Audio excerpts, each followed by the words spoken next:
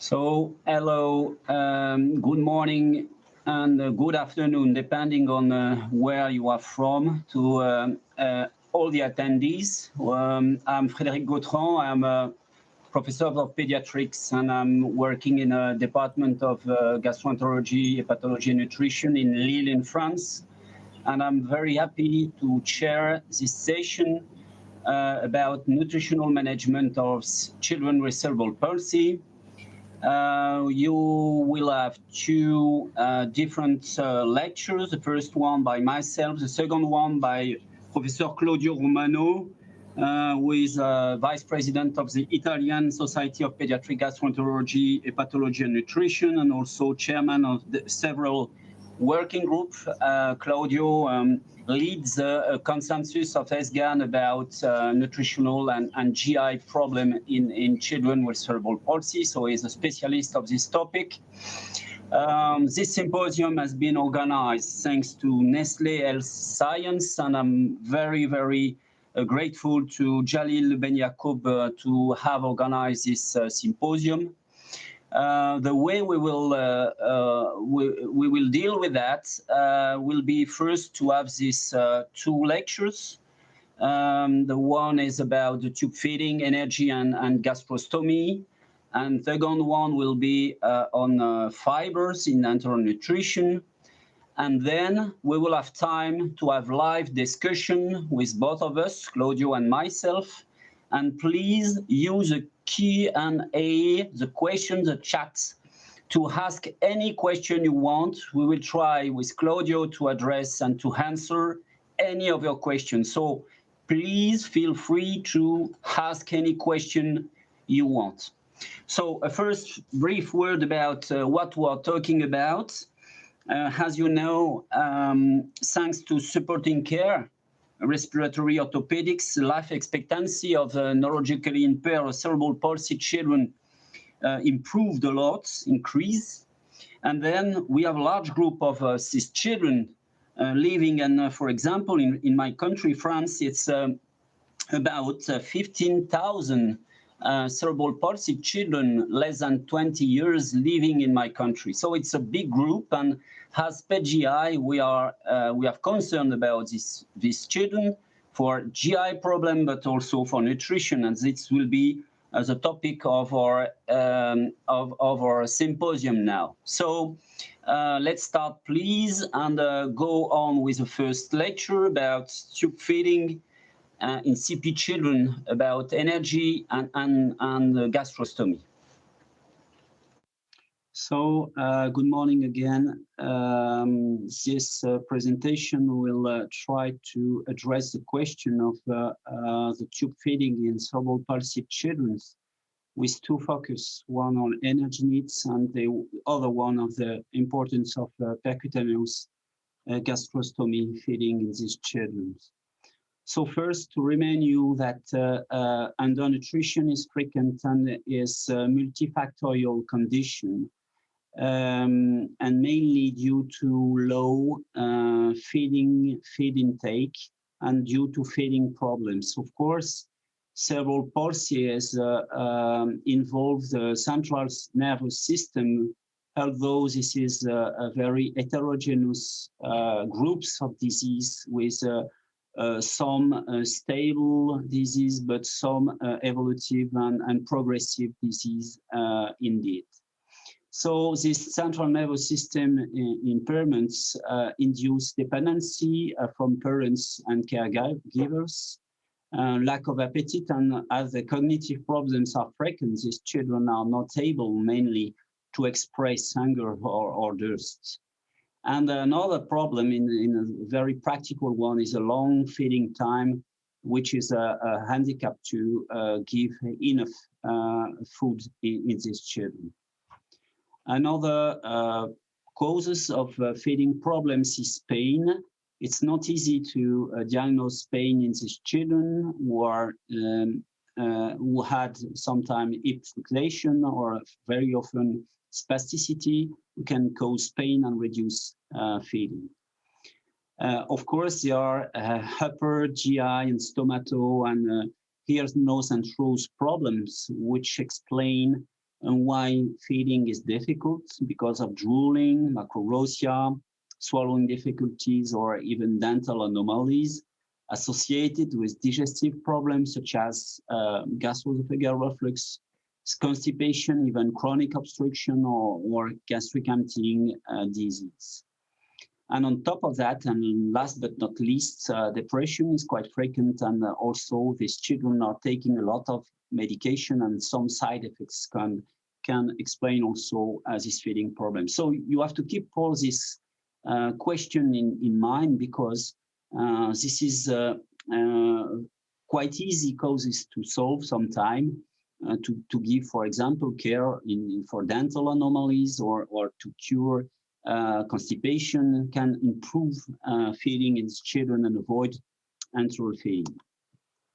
So this important figure is from the guidelines we published with SGAN 4 years ago, trying to help people to take care of nutrition and enteral feeding and GI problem in these children.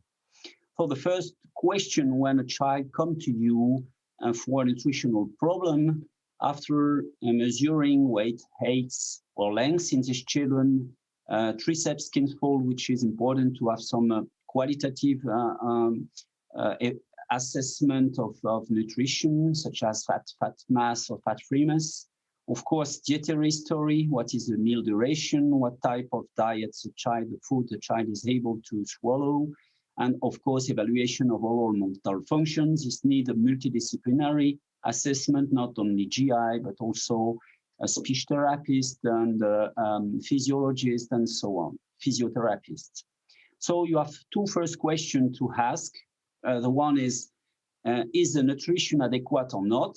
And the second one is feeding safe or unsafe? And a safe swallow is defined according to the aspiration and pulmonary problem, and mainly. So if nutrition is adequate and safe, everything is okay, and just follow the child.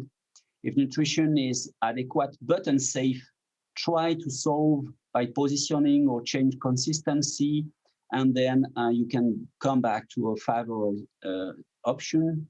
But if it's unsafe, although nutrition is adequate, you have to discuss tube feeding in these children, which can be supplementary or exclusive depending on the case.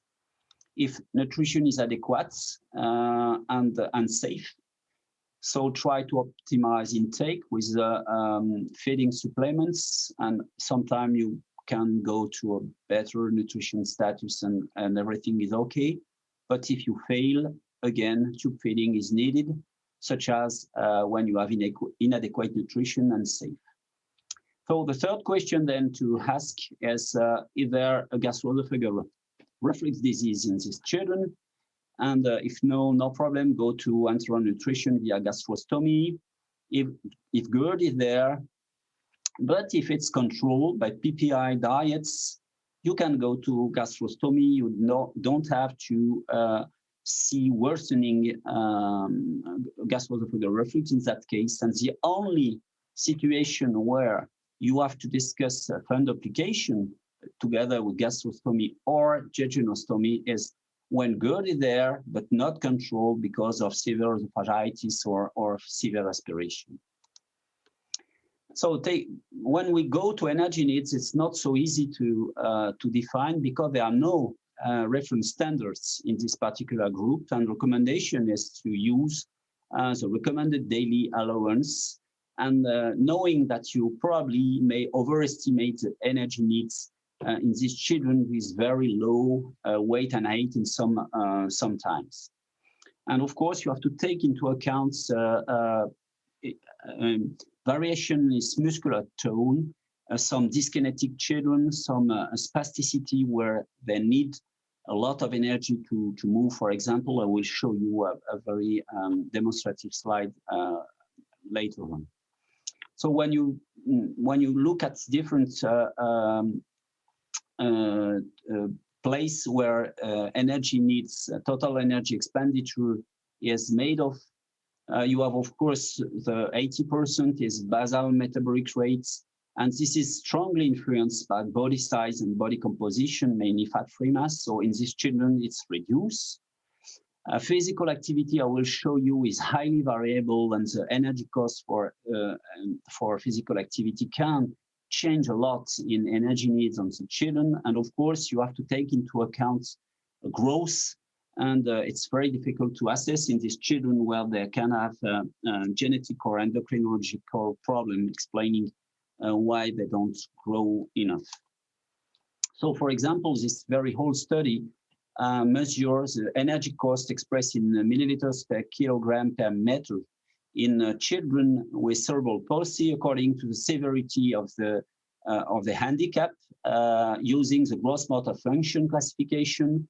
Here you have control patients. Here you have type 1. This is the less handicapped children who can work without problem. And here at the right part, it's the grade 4.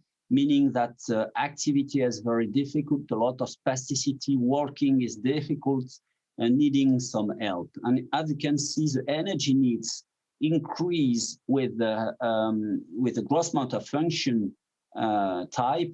And in this more severely handicapped children, to work is tenfold higher needed in energy compared to control or the type 1 patient in gross motor function.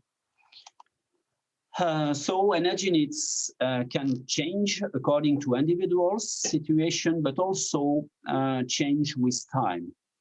As you can see on this example here, this child, when you start enteral nutrition, was severely undernourished. So during several months, 7 years, you have a catch-up growth needed to again improve growth, weight, and height, and put the child in his normal routes. And so during this phase, this period, you need added energy for catch-up. But if you go on with high energy, the risk is to have overweight or even obese children. So a regular monitoring of body weight is needed to have a good follow-up of the child and decrease when necessary the intake when the catch-up growth period is finished. If you look at the needs for protein and micronutrients in this SGAN recommendation, as you can see here on these slides, the recommendation is also to use DRI, daily recommended intake, for protein in typically developing children, and also the same for micronutrients and minerals. Sometimes supplementary protein intake is necessary when you have a decubitus ulcer, for example, and when children have very low caloric requirement because they're severely immobile and with a severe handicap. And one important thing is that you have to follow these children by anthropometry every 6 months, but also blood checking of micronutrients and vitamins, meaning iron, zinc, calcium, and vitamin D every year. What type of nutritional support should be used in these children? Of course, when it's nutritionally sufficient, safe, and stress-free, oral feeding is the best way, of course, to feed these children. One very important number you can keep in mind is 3 hours per day, which is the feeding time, which is considered as too prolonged and stressful sometimes, stressful for parents and stressful also for the child.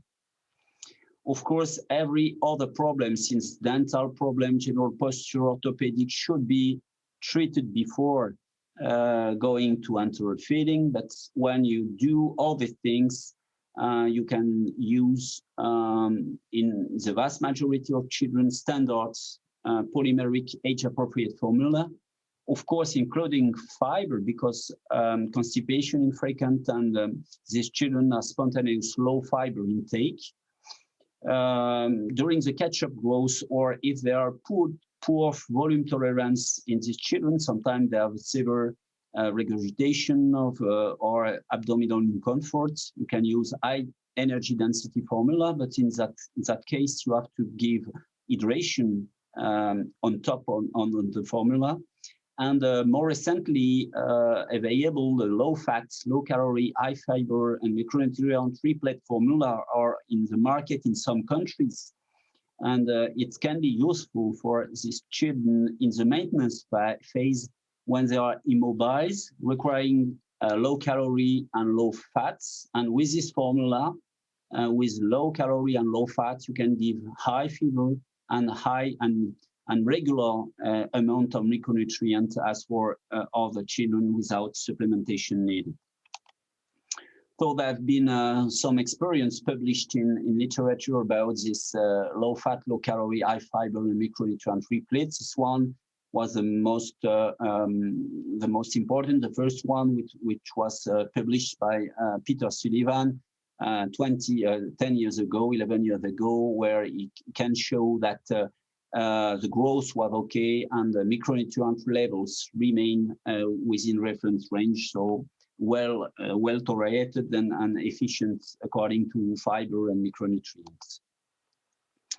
How could you use nutritional support? You have to be very adaptive and take into account families, structures, if the child go to school, to specific care centers. And you can use a combination of nocturnal continuous feeding and daytime bolus feeding. It depends of the tolerance, it depends of the life, so you have to be very flexible. You can use modification of enteral feeding, you can thickener or use whey-based formula, sometime for limiting regurgitation or to improve gastric emptying in these children. And then when you move to gastrostomy, of course, as for these children's enteral nutrition support is more than 2 months, and following recent recommendation from ESGAN, which has been which will be updated in a few days or of weeks, gastrostomy is a preferred way to provide intragastric access for this long-term tube feeding, and especially in nutrition in ENI CP children. Here is our experience on the one step button is a push techniques where we put directly a button, avoiding another general anesthesia 3 months later to put a button. And just to show that in our experience, this blue part of the cycle is represented by a neuromuscular disease. So more than 50% of the child requiring gastrostomy in our experience had cerebral palsy or neuromuscular disease at a larger way. When we looked a few years ago at the long-term outcome of gastrostomy tube fed in children, we compared the children receiving in our center home parenteral nutrition for a long time, comparing ENI cerebral CP children to the rest of population, and what was significant in difference. They were holders. Feeding difficulty were the main indications. It's 82% compared to less than 40% in the rest of the population. And mortality rate was much higher in this population, but this mortality was not due to enteral nutrition by itself, but the course of the neurological disease. And the percentage of weaning is very low in this population. Only 10% of these ENI children could be weaned from enteral nutrition in the time. Have to go a little bit faster on that to show you, it's a paper we published 3 years ago, showing that PEG is not worsening good, and the need of surgery is not 100% of neurologically impaired children. It's only a few of them. But of course, in this population of ENI patients, the need of surgery twice higher than compared to patients without neurologically impairments. My final point is addressing the decision of going to an enteral nutrition via gastrostomy. It's not an easy decision, and it needs to take with you and to discuss and take long time to discuss with parents and or caregivers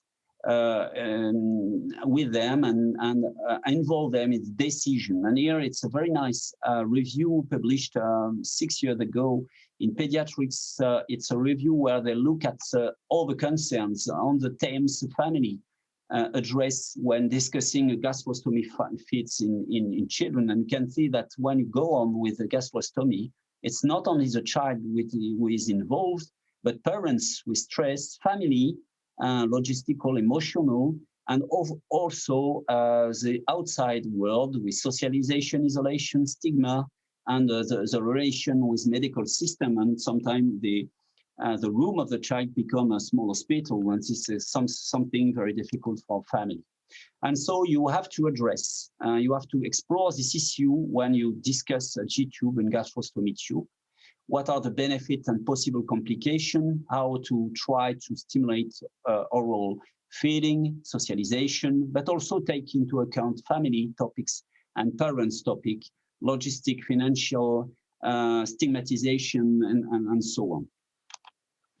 So it's my last slide is, could we prove the benefits of nutritional support in CPAP children? Of course, on nutrition, it's absolutely demonstrated. But for the rest, yes, less clear. Growth maybe. Quality of life has been clearly demonstrated in parents, but in patients, it's difficult to assess quality of life in these children who are not talking or with difficulty to contact and to be in interaction with doctors and so on. Lung protection is probably yes, but not really well proven. Decrease infection, hospitalization, some studies show yes, other no. And osteopenia should be also a clear benefit. So thank you very much for your attention, and we are open for questions.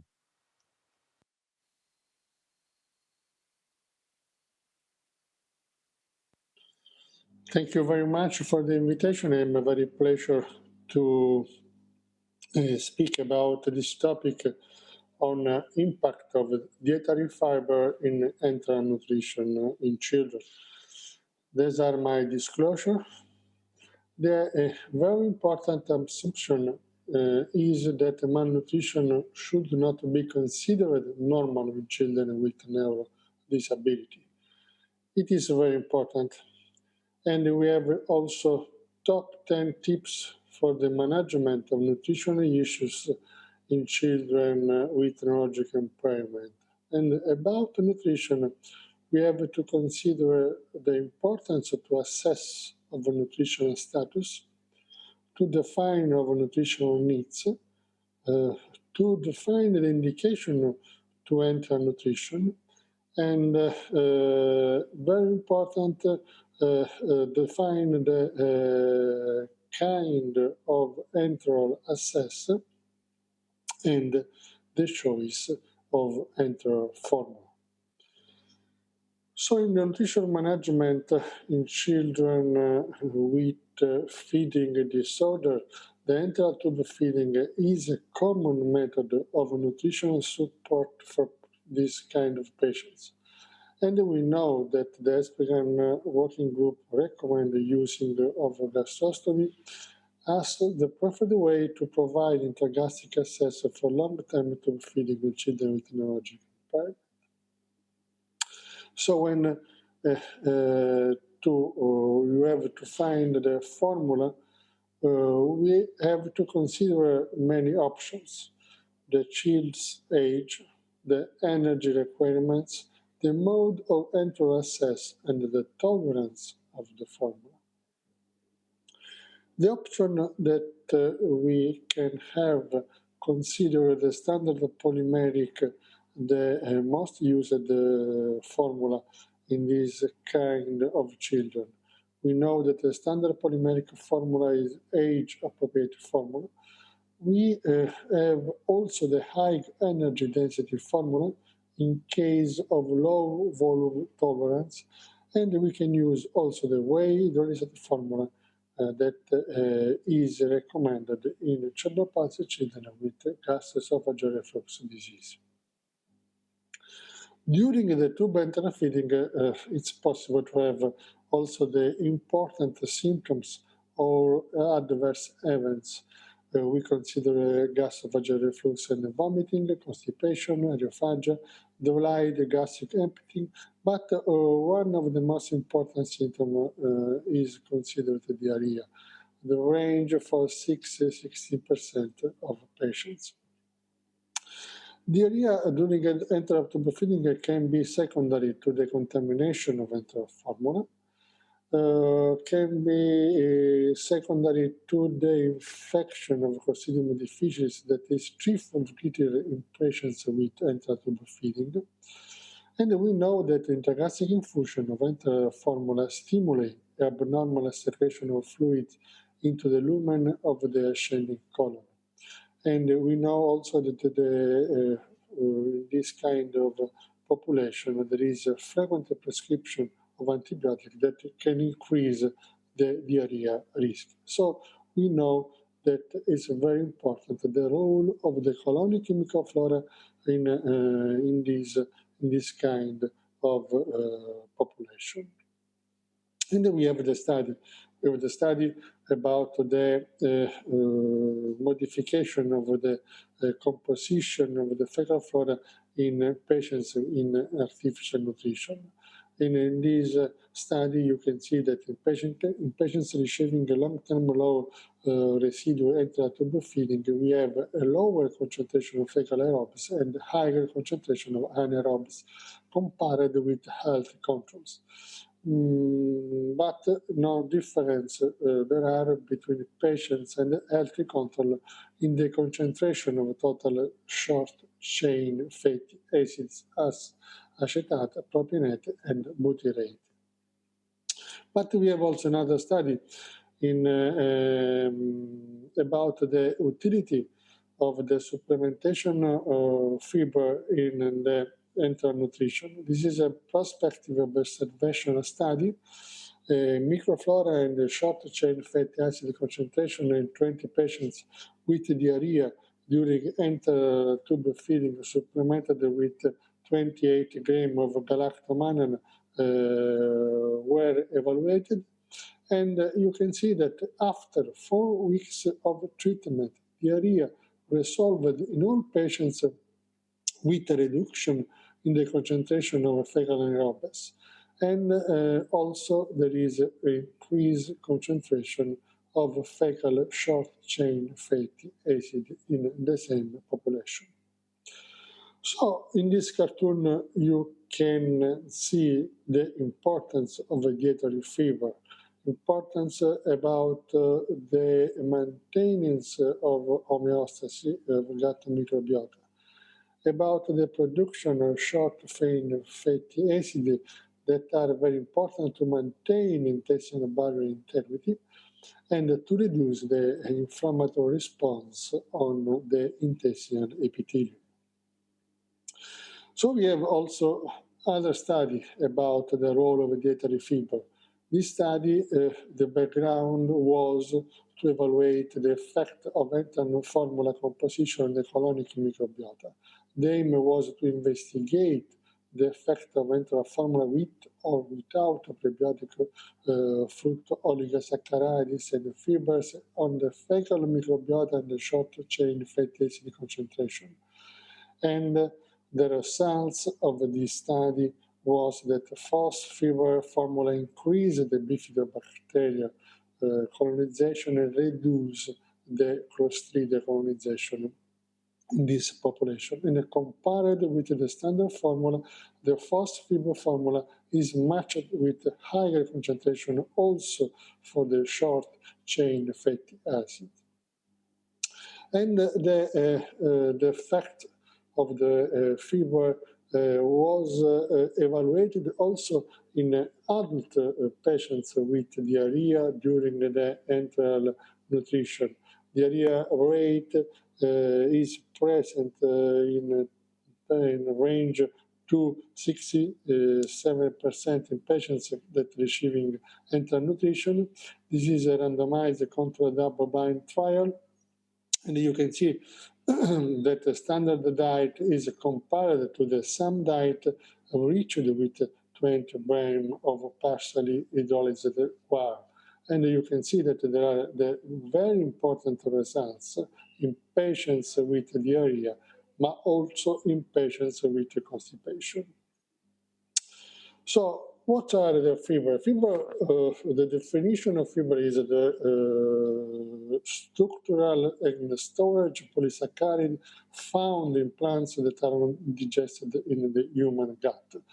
The source of fiber in the formula can be different in soluble and insoluble fiber. The soluble fiber are pectin and guar that are fermented by colonic bacteria, providing fuel for the colonocytes, and the insoluble fiber as soy polysaccharides, increase fecal weight and the colonic peristalsis. So in the last aspect of the line, there are two very important recommendation about the formula use. The first one is the fiber-containing feeds can be used normally for patients with diarrhea. This is very important and a strong consensus in the recommendation. The second one is the fiber-containing feeds should be used for patients with constipation, and also for this recommendation, the consensus is very strong. So now we have also two systemic review and meta-analysis about the fiber enteral formula in both acute and chronic setting. And in this systematic review, there is a significant benefits of enteral formula containing fiber, especially fiber mixtures are in patients with diarrhea, but also the same evidence there is in benefits about the patients with constipation. And in adult population, there are another important systematic review and meta-analysis, and the results of this update meta-analysis confirm previous evidence that fiber supplementation decreases diarrhea incidence for adult patients requiring enteral tube feeding. The dosage of fiber used in included studies range from 5-39 grams per day, and soluble fibers guar is the most studied and the most tolerated, with the most important results about the symptoms control in enteral tube feeding patients. And we conclude to define the important prebiotic effect of fibers. We know that the fibers are resistant to gastric acidity, hydrolysis by mammalian enzymes, and the gastrointestinal absorption. Can be fermented by intestinal microbiota, and selectively are important to the stimulate of the growth and or activity of intestinal bacteria, and all is associated with health. So in conclusion, gastrostomy feeding is the preferred route for longer-term enteral tube feeding, and we know it, especially in patients with neurological impairment. We have results about the importance of fiber supplementation during the enteral nutrition. And very important, this supplementation to regulate bowel function in patients with diarrhea, but also in patients with constipation. The fiber increase also the proliferation of colonic microbiota, including bifidobacteria. And we know that the fermentation improves also short-chain fatty acids, and to enhance the absorption of water and the sodium in the colon. It is very important to reduce the diarrhea risk. So in our flow chart about the nutritional management of cerebral palsy children, you can see if you have the children during enteral tube feeding with gastrointestinal problem as diarrhea and constipation, we have to use formula with a fiber preferably fiber with pH GG. And with these slides, I conclude my presentation. Thank you for your attention. Oh, thank you so much, Claudio, for this very, very nice and comprehensive presentation. I'm very happy because during our talk, a lot of questions appeared. So we will try to address most of them. And if time is over, we will answer directly on the Q&A. So just to start, and Claudio, please feel free to add some comment on my answer, and I will do the same in the other way. So the first set of questions were about when starting enteral nutrition and when is it too late, and is parenteral nutrition something we can have in mind or we can decide in these children? So these are very good but very, very difficult questions. I would answer for starting enteral nutrition as, of course, it's a case-by-case discussions. It depends on the child age, severity of undernutrition, and evolution, and what will happen with the disease, but also family and our experience. And I'm sure Claudio agree with that. Is the first answer when you speak about gastrostomy or enteral feeding is no, thank you. My child is doing well, and so on. And what is advised is that we have to take very early to family and caregivers about the need of enteral nutrition, even if it's not the time to start it. And then wait for a new question, discussion with family support groups and addressing all the things we advise before going on. On the other way, when enteral nutrition fail because for example, gastroparesis or poor nutritional status and vomiting and so on, parenteral nutrition could be discussed, but is it a very ethical issue, very difficult to address. I have some experience, very few of them, where we decided at the end to go to parenteral nutrition, but it needs an individual discussion, multidisciplinary, with intensivists, neurologists, paramedics, and everybody, of course, taking into account the child life expectancy and the family wishes. So I don't know, Claudio, if you have some comment on that. Yes, I agree with you, but it's very important the early start of enteral nutrition, especially in cerebral palsy children, because this is a subgroup with very important risk for malnutrition in early life. So I want to stress this message.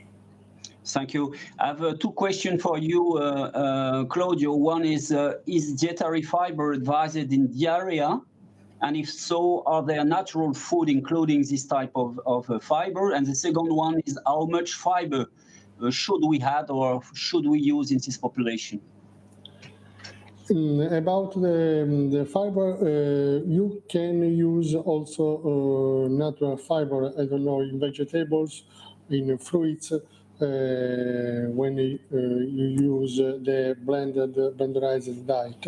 About the percentage of the fibers in the formula, it's considered that it can use 2-3 grams for each liter of formula. Is enough in this kind of patients. Okay, thank you. And another question is how it's so some caregivers prefer that the child remain light, and how can you measure length of these children when there are some spasticity or orthopedic problems?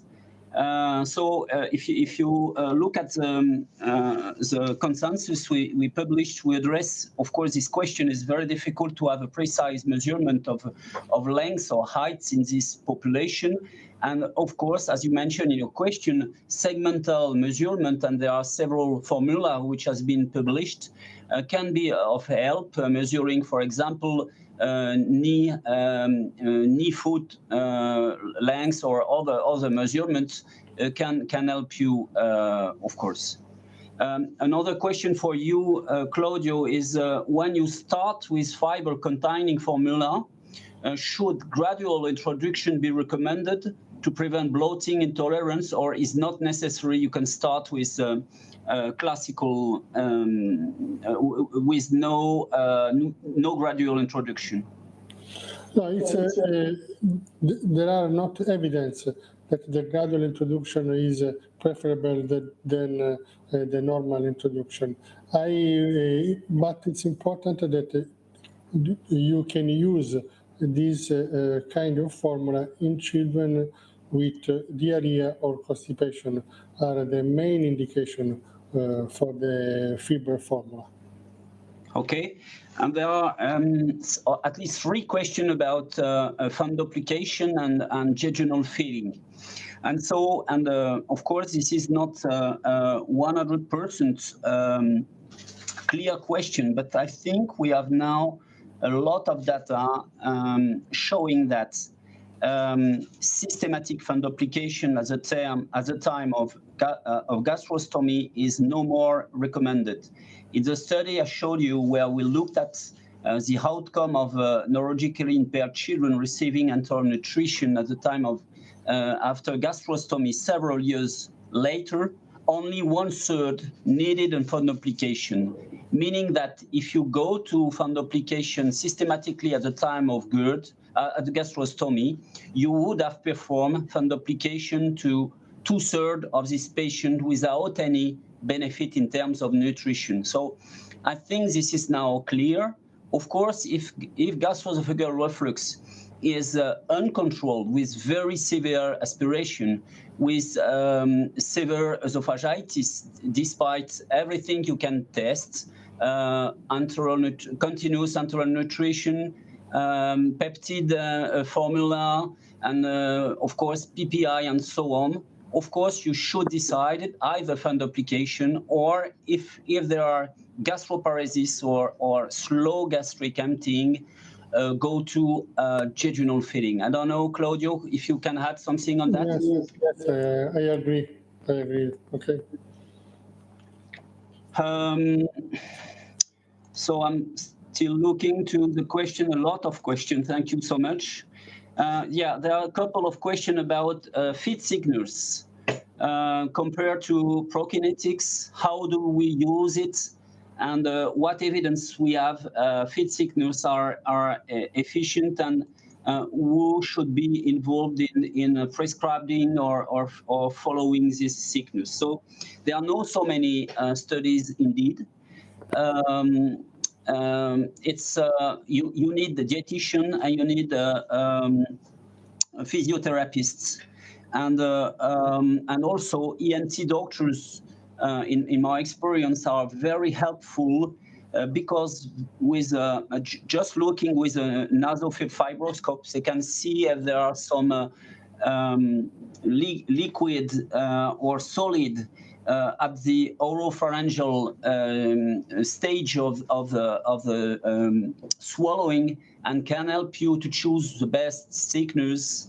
And on top of I think that the answer to aspiration or difficulty to swallow is not only thickness, but it's also positioning the child. For example, the head positions to avoid that there are hyperextensibility of head, and so many other mechanical things to do on top of thickness. Claudio, would you want to add something about that thickness, your experience?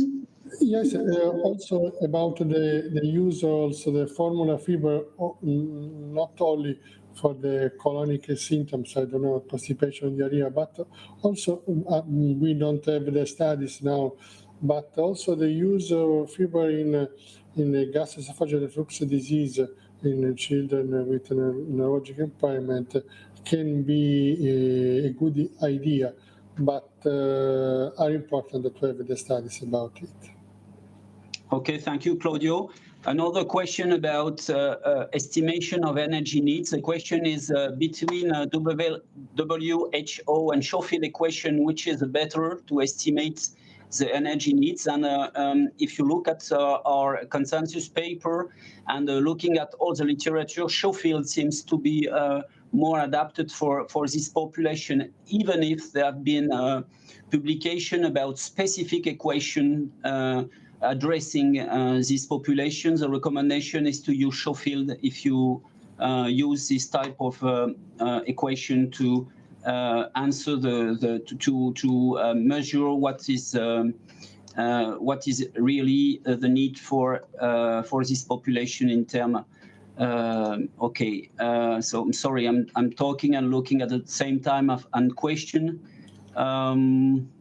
I think we addressed most of the question you asked to us. We grouped on the question. So if you add a last final question, we will be happy with Claudio to answer.